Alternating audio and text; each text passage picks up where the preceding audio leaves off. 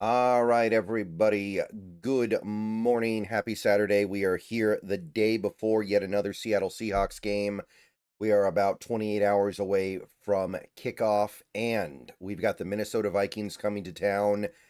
Not the matchup I would have expected coming into the season, but let's talk about it regardless.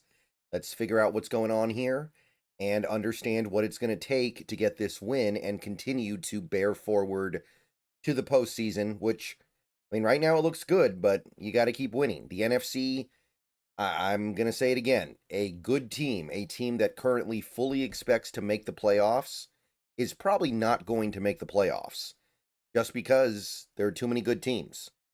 So, how do you beat the Vikings? As it turns out, this year it's been a little bit easier than I think most people would have expected to beat them, but you still got to actually beat them. All right, guys, before I go any further, I want to tell you guys about my buddies over at Sleeper. And let me tell you, if you're not using Sleeper for daily fantasy football, you are missing out. Check out the left side of your screen right now. Look at all the fun stuff you can get up to. Look at all the stuff you can pick one way or the other on. I've got an entry for this week, the Thanksgiving week of football. We got George Pickens over 75.5 yards against Kansas City. I got Chase Brown and JSN scoring anytime touchdowns in their respective games. And I've got Josh Allen throwing for at least 2 touchdowns against Pittsburgh. Get on over there. You can put together bet slips just like this one. And if you use promo code SBN, that is SBN, you can get up to a $100 match on your first deposit. Terms and conditions apply. See Sleeper's terms of use for details. Check out Sleeper today. Go put your picks down and have fun with sports this year. Okay, so obviously there's a little bit of a storyline here because this is where Sam Darnold rebuilt his career last year, went to Minnesota on a 1-year deal expecting to be a backup, ended up getting the starting job and having a pretty remarkable season. So it looked for a little while there like he was going to find his home in Minnesota. They ended up not re-signing him, and now, I mean, they they probably regret it. They probably regret it, and he's doing some pretty good things over here in Seattle. So, I mean, there's that storyline going on here. I'm not going to get too deep into that, but that's obviously going to be one of the big things that people think about and talk about as this game gets underway. Expect to hear about that from the announcers a lot. But what's really going on beyond just that very surface level understanding of what this game is?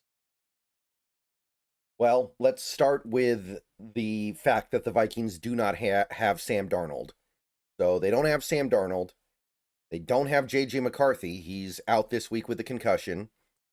And they don't have Carson Wentz because he's, I think, out for the year. Maybe not for the whole year, but he's certainly out for this game. So who do they have? Well, they have Max Brosmer, and they have, I think they signed Desmond Ridder. He's probably going to be their emergency quarterback. And then they got John Wolford. And we remember John Wolford a little bit, but it looks like it's going to be the Max Brosmer show. And I did scout him a little bit last year when he was entering the draft out of Minnesota. Um, wasn't a lot to say. He was kind of your typical college quarterback that didn't really have an NFL arm and couldn't really handle pressure and was too inconsistent, but pretty quick going through his reads, gets the ball out of his hands pretty quickly. You could imagine him being a functional quarterback in the NFL at some point, but you definitely did not imagine him going on the road in his first career start against Mike McDonald and this Seahawks defense that is, if not elite, then right on the cusp of it, and winning a game. I'll put it to you that way. There might be some scenarios where a Max Brosmer could find some success. Maybe against a weaker defense at home, maybe a defense with a lot of injuries, playing a lot of UDFA rookies themselves. Okay. He's not completely without some football playing ability. But this situation, no. Now, he's probably walking into a buzzsaw, as much of a buzzsaw as you can get in this league, unless Maybe going to Denver would be tougher, right? Maybe playing your first career game in Denver against this current Broncos defense. That'd be a lot. Other than that, though, you can't ask for a much harder landing spot. And you put it together with everything else going on with this Vikings offense. And look, all the respect in the world to Kevin O'Connell, who I think is a great coach, and all the respect in the world to the Vikings coaching staff in general, that I think is going to spawn a lot of head coaches and play calling offensive coordinators in the next couple years. Wes Phillips, Grant Udinsky, Josh McCown, and of course, respect to Justin Jefferson. There really isn't that much going on with this Vikings offense that you're excited to work with if you're a quarterback. Compared to last year, it is night and day.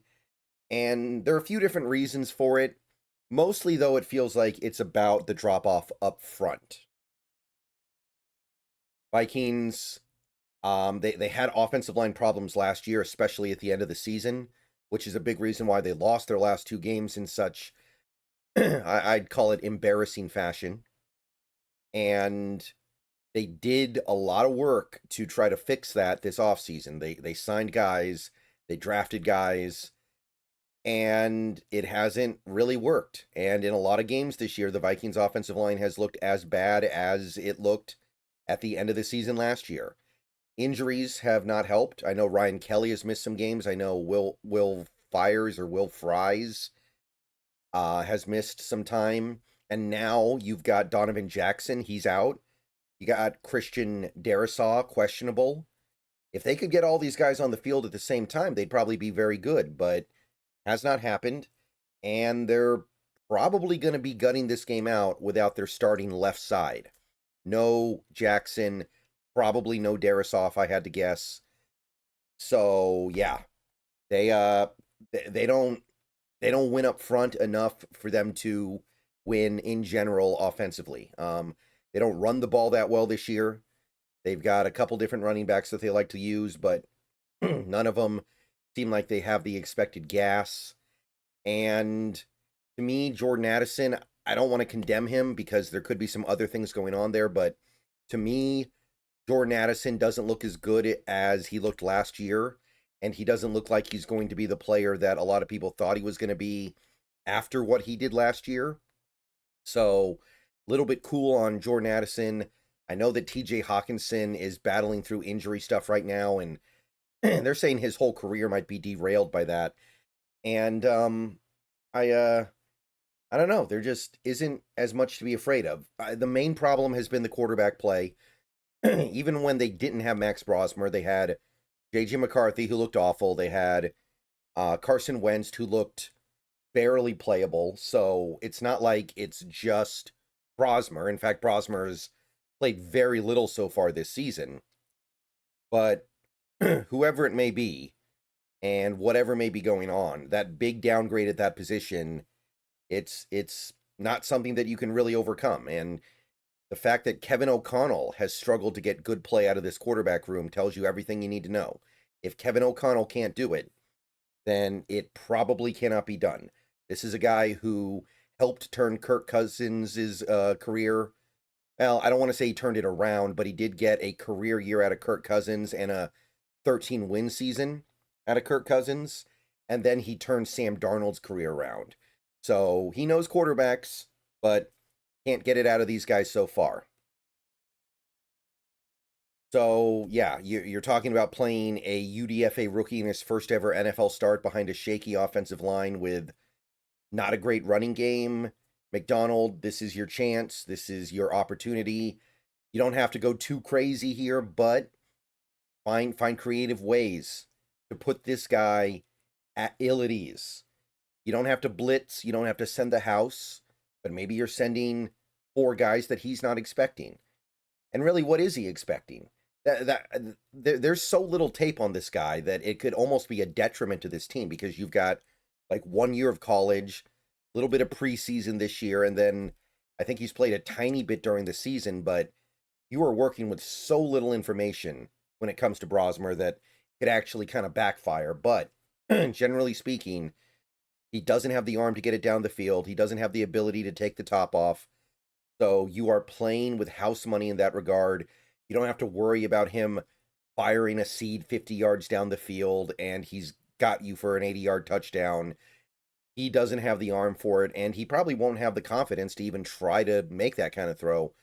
I expect a lot of stuff just trying to get the ball out of his hands really fast, and maybe there won't be a ton of pressure because of that, but it should also be pretty easy to play against. So whatever it may be, I think we're getting big things out of this defense. And the other side, offensively, the Vikings' downfall on defense this year has been kind of tragic because last year, they operated at such a high level on the back of Brian Flores. Just, you want to talk about a masterclass. I thought the stuff that Brian Flores did last year was magical. The way in which he would send balls to the wall pressure and have no fear of it backfiring and trusting his guys to get it done over and over and over again and seeing it work over and over and over again. I mean, it was great. And then they actually did try to go out and get some more talent for that defense this offseason, right? They didn't have some massive exodus of talent. They went out and got somebody like they got from the Niners, shoot. I'm sorry. Give me 1 second here, guys. Hargrave. I spaced on his name for a second, but they went out and got a Hargrave. They didn't go out and get a Dallas Turner, but he did so little last year. There was an expectation that you were going to be getting a ton from Dallas Turner that you didn't get last year. That was going to be like getting a new player. And it just has not worked nearly as well. And right now, their defense is actually below average. Now, some of that is because their offense has been really bad and the defense suffers because the offense can't support them. But it is not the same. They are not taking the ball away. They led the league in interceptions by a long shot last year. They have like 3 this year. The only team that has fewer is the Jets. So they're not getting takeaways pretty much at all when they lived off of takeaways last year. They're not getting nearly as much pressure. Hargrave maybe hasn't been as great as they were hoping. Guys like Ivan Pace have fallen off to the point where they've kind of been benched. They're not getting a big breakout from Dallas Turner. He's been better, but we're not seeing greatness out of him yet the way I was expecting. I was a big Dallas Turner guy in the draft last year, or well, 2 years ago now. But they've seen some drop-offs, don't get me wrong. They've seen some of these players not go individually, they're not living up to their expectations. I understand. But man, it has been a stark fall off after watching what Brian Flores cooked up last year. And now I'm looking at it this year and I'm like, well, they can't stop the run. Should be able to run the ball. And Flores, for as much as he's not having as much success this year, is a guy who wants to stack the box, who wants to take big chances, who wants to try to send the house. And what have the Seahawks done a really good job of this year? They have destroyed defenses that stack the box and try to send the house and take chances. They stack the box. JSN makes big plays down the field, and the teams that have had success against Seattle are mostly the teams that play them straight up. Teams like the Niners, teams like the Rams. Vikings, they don't play straight up. They don't. I don't think it's in their DNA. So right off the bat, I'm like, okay, we should be able to do whatever we want to do on this Vikings team, right? Should be able to hit stuff deep down the field with JSN. Should be able to exploit their stacked boxes. Should be able to exploit their blitzes. Should be able to run the ball on them as well, because if they're doing a bunch of crazy stuff, having guys go in and out, back and forth, that's going to open up run lanes.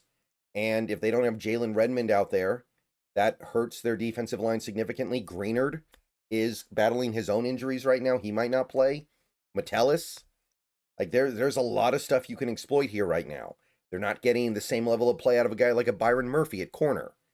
So there's just a lot not going right with this team. It kind of feels like a worst case scenario season for them, given how good they were last year and how much talent they have. And I'm feeling pretty good. Like last year when the Seahawks played the Vikings, I it felt like it felt like a death march because I was just thinking about what the Vikings like to do and what the Seahawks had with Ryan Grubb. And I was like, this is a disaster waiting to happen. And it actually wasn't. The Seahawks offense played well in that game, and they almost won. And ultimately, they couldn't quite get it done, but it wasn't a disaster. But the reason why I bring that up is I remember going into that game last year against the Vikings. I thought the matchup was terrible for Seattle, which is why I thought we'd lose that game. Because I thought Brian Flores was like the perfect guy to make a guy like a Ryan Grubb miserable. And there was some of that, don't get me wrong, but for the most part, I think that I think that it was all about that for me going into that game is the point I'm making. This year, I feel the exact opposite. I think that this Vikings defense is the exact kind of defense Seattle wants to go up against and can beat because they're very good against stacked boxes this year, and Kubiak has proven that he can beat that. So, yeah, I'm feeling it on all sides here. Now, I'm not going to go crazy with this one. I'm not. This is probably the kind of game that you just kind of show up, you do your job, you do what you need to do, and you don't necessarily completely destroy the other team because you don't need to. We're in the middle of a long season here. There have been some injuries piling up for this Seahawks team. I imagine there's not a desire to just completely rip the other team apart. You don't need to rip the other team apart. You just need to win. And that's kind of what I'm feeling for this game. I'm thinking 24-10 or 27-10. Could we beat them down? Yeah, especially with a guy like Max Brosmer out there. And I won't be shocked if it happens. But I feel like this is just going to be kind of a take care of business game for Seattle. Not going to get too crazy, not going to get too out of hand. Just going to roll in there and get the job done. Nothing over the top. Not going to win a lot of style points. Not going to get a ton of credit from anybody for it. But it's the kind of win that you need to grind out in the NFL. It's kind of like the dog days in a baseball season. You just get the win and get out. Okay. So, Vikings, Seahawks, I say 24-10. If we want to pile on a little bit more than that, hey, I welcome it. And it won't shock me if they do. But I feel like we've already had our blowouts this year. I don't think we're going to just keep stacking these blowouts in every single easy game. All right, see you guys later. Go Hawks. More stuff soon.